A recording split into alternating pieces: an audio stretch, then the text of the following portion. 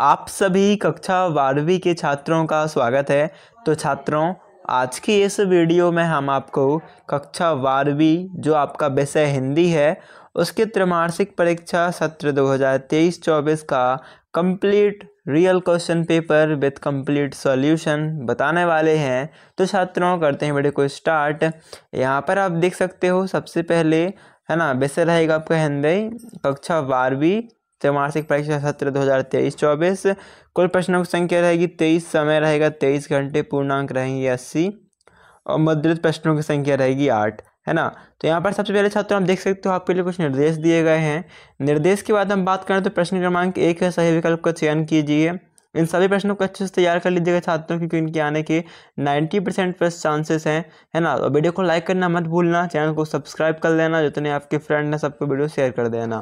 तो देखो, पहला प्रश्न आपका क्या है। दिन जल्दी जल्दी ढलता है, कविता में कभी हताश व दुखी क्यों है ना। आर्थिक हानि के कारण, अपराध के कारण, परिवार से बिछड़ने के कारण, या इनमें से कोई नहीं। तो यहाँ पर आपका देखो उत्तर क्या रहेगा। 7 नंबर का सही उत्तर रहेगा, मतलब परिवार से बिछड़ने के कारण। अगला प्रश्न है, किस रस को रसराज कहा गया है। तो श्रृंगार रस को रसराज कहा गया है, ठीक है, यानी रसों का राजा कहा गया है। इसके बाद बाजार का जादू चढ़ने का अर्थ है। तो बाजार का जादू चढ़ने का अर्थ क्या होता है आपका।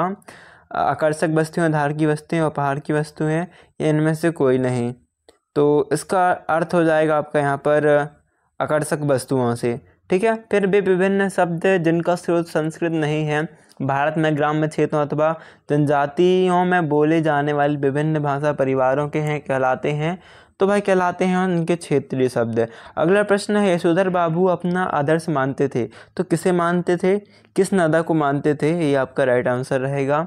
फिर टीवी पर प्रसारित खबरों में सबसे महत्वपूर्ण है। तो उपरोक्त सभी महत्वपूर्ण है, ये आपका राइट आंसर हो जाएगा, ठीक है।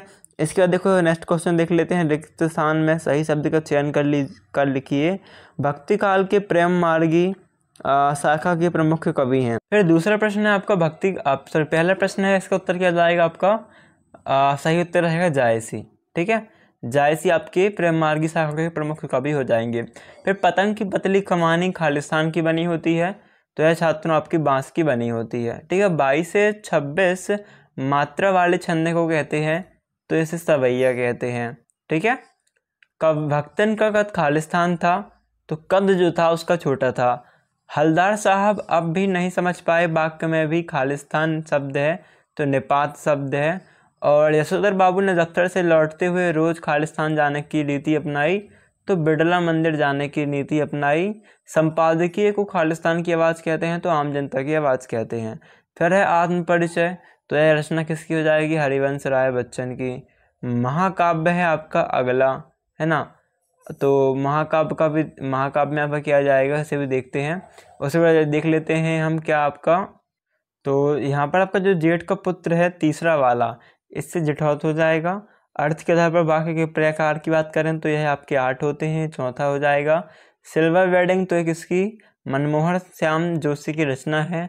और फिर मुद्रित माध्यम की विशेषता क्या थी, तो इसकी विशेषता थी आपकी, यहाँ पर आप देख सकते हो, शब्दों का स्थायित्व, है ना, ठीक है। तो सिल्वर वेडिंग क्या हो गया आपका, मनमोहन राय श्याम जोशी। अर्थी आधार पर वाक्य कितने हो गए, 8 प्रकार के। जेठ का पुत्र कितने प्रकार का हो गया, जेठौत। और महाकाव्य का क्या जाएगा आपका यहाँ पर, पूर्वापर संबंध, आत्म परिचय, हरिवंश राय बच्चन। इसके बाद आपके छात्रों अगला प्रश्न है, एक वाक्य में उत्तर लिखिए। कविता का उड़ना कौन नहीं जानता, है ना। तो कविता का उड़ना कौन नहीं जानता, चिड़िया नहीं जानती, यह आपका उत्तर हो जाएगा। जहाँ काव्य की शोभा वृद्धि का आधार शब्द हो, वहाँ कौन सा अलंकार होती है ना। तो शब्दालंकार होता है, जहाँ शब्द हो तो वहाँ पर क्या हो जाएगा, शब्दालंकार। अगला प्रश्न आपका, गन्ने के पके हुए गाढ़े रस को क्या कहा जाता है। तो यह क्या हो जाएगा आपका, गुड़। क्या लिख देना है आपको, गुड़। अगला प्रश्न है, चूर्ण बेचने का काम कौन करता था। तो भगत बाबू, ये आपको लिख देना है, आपका उत्तर हो जाएगा, ठीक है छात्रों। इसके बाद आपका अगला प्रश्न है, 5 क्षेत्रीय शब्द जो क्षेत्र में बोले जाते हैं क्षेत्रीय शब्द कहते हैं, है ना। जैसे कि आप जानते हैं आपका सबसे हो जाएगा लोटा, है ना। लोटा के बाद आप और भी लिख सकते हो, जैसे कि डंडा, डंडा के बाद आप लिख सकते हो, बहुत से शब्द हैं, बैलगाड़ी, है ना। इस प्रकार से आप एक दो शब्द और देख लीजिएगा। फिर है कृष्णदा यशोदा को क्या क्या कर बुलाते थे, तो इसमें आपका क्या उत्तर आ जाएगा। तो इसका छात्र आप आंसर चेक कर लीजिएगा, है ना, और जी 6 और 7 आप इसके उत्तर चेक कर लेना। अभी हम देख लेते हैं सत्य सत्य कथन लिखिए। तो पहला क्वेश्चन है, सीधी बात भाषा के चक्कर में टेढ़ी फंस गई, बिल्कुल सत्य है। दुर्मिल समझने का दूसरा नाम चंद्रकला है, तो इसे आप थोड़ा चेक कर लीजिएगा, बाकी जहाँ तक यह भी सत्य है। भक्तन का जीवन संघर्षशील रहा, बिल्कुल सत्य हो जाएगा। लोकोक्ति को कहावत भी कहा जाता है, बिल्कुल यह भी सत्य है आपका। इसके बाद 5th सही रहेगा, 6 भी आपका सही रहेगा। अगला प्रश्न है प्रश्न क्रमांक 6, नई कविता की 2 विशेषताएं एवं 2 कवियों के नाम लिखिए। तो बहुत अच्छे से तैयार कर लीजिएगा छात्रों। इसी वीडियो को अभी तक लाइक नहीं किया तो लाइक करना मत भूलिएगा, चैनल को सब्सक्राइब कर लीजिएगा और जितने आपके फ्रेंड हों सबको वीडियो शेयर कर दीजिएगा। ओके, अभी देख लेते हैं नेक्स्ट क्वेश्चन आपका क्या है। स्नेह सुराज से क्या आशा है, बच्चे किस बात की आशा में नीड़ों से झाग रहे होंगे, है ना। तो बिल्कुल इसे मत छोड़ना, हमेशा ही आपको प्रश्न आते हैं। बच्चे जैसे देखो आपका पहला है, यहाँ से क्या जाएगा, स्नेह सुराज से क्या जाएगा, प्रेम रूपी मदिरा से आशा है, और बच्चे किस बात की आशा में नीड़ों से झांक रहे होंगे, तो उनकी माँ उनके लिए भोजन लेके आ रही होंगी, इस आशा से झांक रहे थे, है ना, चिड़िया के बच्चे। फिर 2 महाकाव्य और 2 उनके रचनाकारों के नाम लिखिए, अथवा 2 खंड काव्य और उनके रचनाकार के नाम लिखिए। तो महाकाव्य क्या हो जाएंगे आपके, रामचरितमानस तुलसीदास, है ना, और क्या हो जाएगा, पद्मावत मलिक मोहम्मद जायसी। इस प्रकार से भी रचित आप देख लीजिएगा।